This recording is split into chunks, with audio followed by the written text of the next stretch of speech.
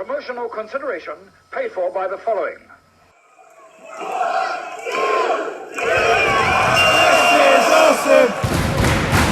This is awesome! Hello and welcome once again to Cheap Shot Entertainment. I'm your host Luke and you are the Cheap Shot Nation, and this past week was the biggest party of the summer in SummerSlam. It took place on the 23rd of August 2020 and it came from its spiritual home these days of Full Sail University in Florida. It's the first time I've ever seen the Thunderdome. Now, I thought that this was a match when it was announced. It's like, oh yeah, WWE, no one has ever done this before. Like, didn't WCW do a Thunderdome match at like Halloween Havoc in the 1980s? But it's not, it's a completely different thing. You can apply to be on it. Basically, it's a video feed of you reacting to the show, and it's really cool. I really like it. I applied to be on it and it accepted me. So yeah, you've been accepted, and then it told me I hadn't been accepted and I was really disappointed. Long story short.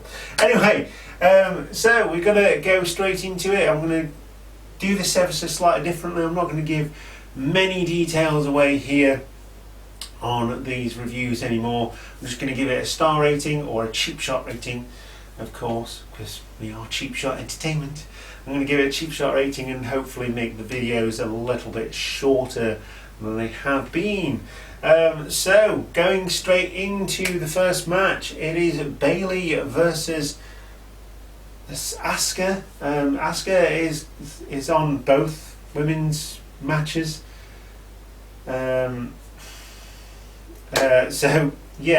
Bayley is the SmackDown Women's Championship champion. She's not the actual championship, and Asuka has been in a feud with both Bayley and boss Sasha Banks for quite a while. With Sasha Banks in this match being the difference maker. So Asuka, Bayley, two really good performers, really good match, really enjoyed this one. Giving it a 3.5 cheap shots out of 5 because it did what it needed to do. It furthered the storyline at least until later on in the night. But Bayley picks up the championship. She retains the championship by a surprise roll-up after Asuka runs into Sasha Banks. She sacrifices herself for her friend. A surprise roll-up by Bayley, and she retains the championship. Like I say, it was a really good opening match. I'm actually surprised that it was the opening match, bearing in mind we've got tag team matches that usually open up, but decent match overall, well worth watching, and the whole pay-per-view is actually pretty damn good. I really enjoyed the pay-per-view. And so we move on to the Raw Tag Team Championships next. It is Angel Garza and Andrade going against the current Raw Tag Team champions, the Street Profits. It's a very middle of the road match, this bit of a throwaway. Angel Garza and Andrade never really stood a full chance in this, although I do like them as a team. There is that little bit of dissension between them, and there's been teasing that split for quite some time, but that would ultimately become their downfall as the Street Profits, Angelo Dawkins and Montez Ford, would hit their patented tag team maneuver, a frog splash from Montez Ford after the spine buster from Angelo Dawkins on Andrade to retain the championships. After the match, it would be Angel Garza giving Andrade a dressing down, so to speak, with forget me, I've forgotten her name, and Aleister Black's missus. Anyway, straight out, middle of the road, 3 out of 5 for this one. So we go on to the no holds barred loser leaves town match that I thought was hair versus hair between the Golden Goddess Mandy Rose and Sonya Deville, former best friends. I think they're still probably best friends in non-kayfabe terms, but there you go. The match again was middle of the road. It did use the environment really, really well actually. They fought outside the ring, they fought inside the ring, and like I said, I thought this was hair versus hair, but it was a loser leaves town match, and then it was changed to loser leaves town no holds barred match. So you know, it had a little bit of a stipulation there. One thing that I found with SummerSlam is there's a lot of stipulations on matches. Anyway, Sonya Deville would succumb to the big boot from Mandy, and that would end the match. Quite clearly possibly the worst match on the card. That being said, it wasn't bad. It was just, you know, being told one thing and then expecting that thing and then not having that thing was a bit of a shocker, to be honest. But apparently Sonya Deville is having to leave WWE. Well, I don't know how long that will last. Probably not very long, seeing as how she's the best thing since Becky Lynch to be in the women's division, especially with Charlotte Flair out at the moment. It's falling heavily on the shoulders of Bayley and Sasha Banks, and I think you know, they need some strong contenders. Obviously Asuka is contending at the moment, but the women's division's kind of going downhill ever since the introduction of the women's tag team championships, and that is sad.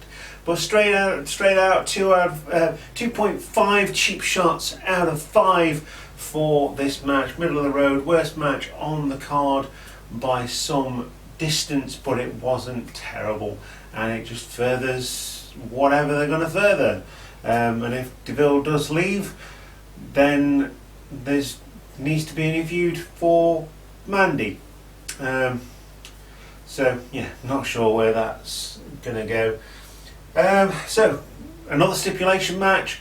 Kendo sticks are apparently legal in this match. It is Seth Rollins versus Dominic Mysterio. I still remember when he was sat in the crowd at a fateful SummerSlam with the support worker as his dad and his dad and Rey Mysterio fought for a briefcase for custody of Dominic. Now Dominic is twice the size of his dad and actually kicks a lot of arse, to be honest with you, but he would succumb to the experience edge in this one. He put up a good fight. He took a lot of kendo stick shots, and so did Seth Rollins. Obviously, Seth Rollins sees something in Dominic Mysterio which said, okay, I'm going to let you hit me with a kendo stick. Brilliant, let's do it. Yeah, it was a decent match actually. I was surprised. I was very surprised. Dominic Mysterio's got a lot of growing to do, perhaps down in NXT. But really excited to see where this one goes, and he does hit a mean frog splash as well, just like his dad Eddie Guerrero. And it was really good match actually. I really enjoyed it. Wasn't expecting very much, but I quite enjoyed this match. But like I say, Mysterio, Dominic would succumb to the curb stomp, and that was as he was holding Dominic's head in front of Rey Mysterio there. At one point, Rey Mysterio's mum came out as well.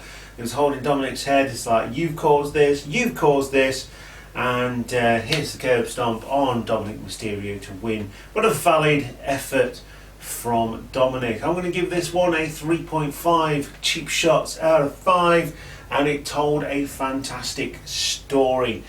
On to the Raw Women's Championship next. It is Asuka versus Sasha Banks. Asuka's having 2 matches in one night due to lack of contenders, I can only imagine, and would pick up the victory in this one. So in the earlier match, the SmackDown Women's Championship match, Sasha Banks gave herself as a sacrifice to help Bayley win.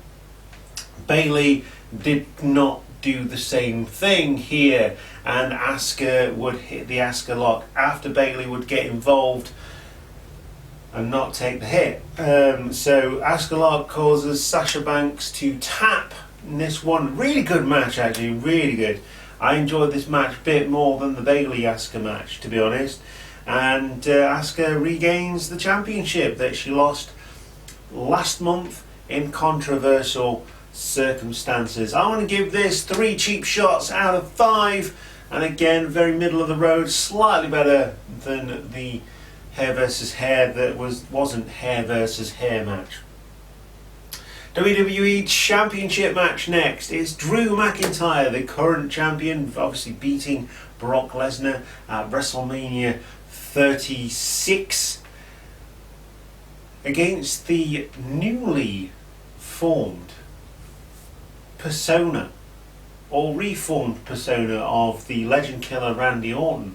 It's kind of a mix between everything here, using the punt again as well. The voices Randy, and mix between the legend killer Randy and the voices Randy. Doesn't quite hit the mark like he did when he was a lot younger, but it works. Anyway, McIntyre goes full out on this one on Randy. It wouldn't be too long before Randy Orton would get back into the match, but McIntyre goes for the Claymore kick, misses. Randy Orton tries the RKO, but that is countered, and for once Drew McIntyre wins with a very simple move. It's a backslide pin. He gets the 1, 2, 3, he retains the championship. No Claymores were hit in this match, and I'm very surprised by that, but it does show that Drew McIntyre has more levels than people have given him credit for in this one. So I'm quite pleased with that. Drew McIntyre still the champion. Again, gives him that extra little bit of edge over Randy Orton, and obviously when Edge does come back, Randy Orton and Edge will presumably continue that feud. But where does this take Drew McIntyre? He's beaten most of the top names on the card. What's coming next for Drew? I don't know, but I'm interested to find out. So let's find out, shall we? We're watching Raw and SmackDown, or at least the highlights. I'm going to give this one 3.5 cheap shots out of 5. That's 3.5 cheap shots out of 5 for this one. Like I say, very middle of the road pay-per-view. I'm not going to go back and watch it anytime soon, but it was ultimately very enjoyable in what it managed to deliver. On to the final match now. It is the Universal Championship match. It is Braun Strowman, the current Universal Champion, having beaten Goldberg at WrestleMania 36 for that championship, against the Fiend, Bray Wyatt. So Bray Wyatt had his swamp match with Braun Strowman, basically won that match. I thought that was a championship match, but it was all leading towards this one. And it is Braun Strowman versus the Fiend. Very,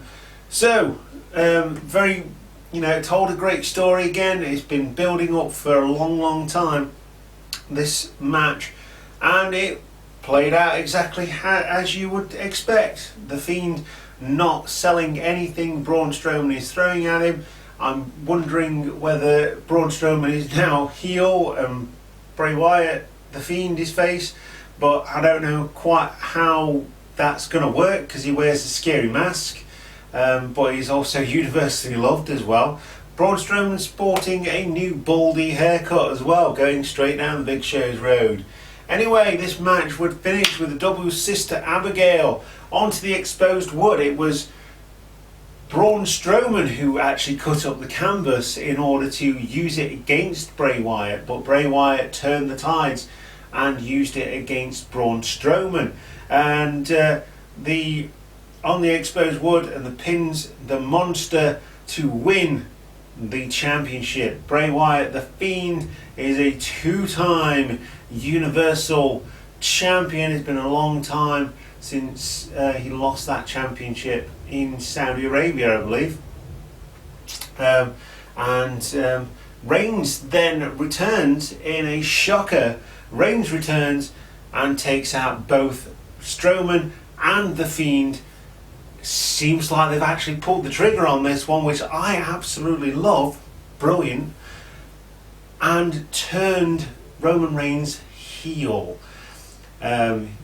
Looks brutal as a heel. I'm looking forward to where this is going, because Roman Reigns was getting a bit stale. He's been off since the beginning of lockdown, missed out on his championship shot at the beginning of lockdown, i.e. WrestleMania, so he's now back. It's like, I've had to go away, I'm going to come and kick everybody's ass, like he used to say before when he was face, but now it's more believable because he is a bad guy, and I like that.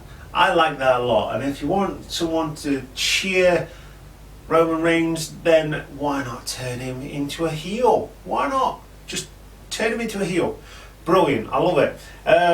So yeah, I've got a new WWE, got the same WWE champion rather, and a new Universal champion in Bray Wyatt, The Fiend. Again, I'm going to give this match a 3 out of 5 cheap shots because, like I say, very middle of the road pay-per-view this. It's probably the most middle of the road pay-per-view that I've watched for a good long time. There was no real highs, no real lows. It's take me where the wind blows, which is blowing quite badly outside actually, and I'm going out to football, which is going to be fun, I think. Anyway, yeah, SummerSlam, that is your lot for SummerSlam. Definitely a decent pay-per-view. I really enjoyed it. It's not something I'm going to go back and watch over again anytime soon, but it's definitely something that you should watch if you haven't seen it yet, even though I'm a week behind with all my videos, having gone back to work and done all the stuff as well. Once again, you are the Cheap Shot Nation. I've been your host Luke. This has been the review, shall we say, proper review this time with ratings and everything. The review of SummerSlam 2020 by Cheap Shot Entertainment, and I will see you next time right here for more pay-per-view goodness. I think it's Payback next week, or this week as I'm looking at it. A week between pay-per-views. They're just going to replay the same matches? I really don't know. Well, the only way to find out is to watch it on Sunday at 12 AM in the UK. Not looking forward to that one, but it is bank holiday, so I need to stay up to watch this one. And I will see you next time. Goodbye.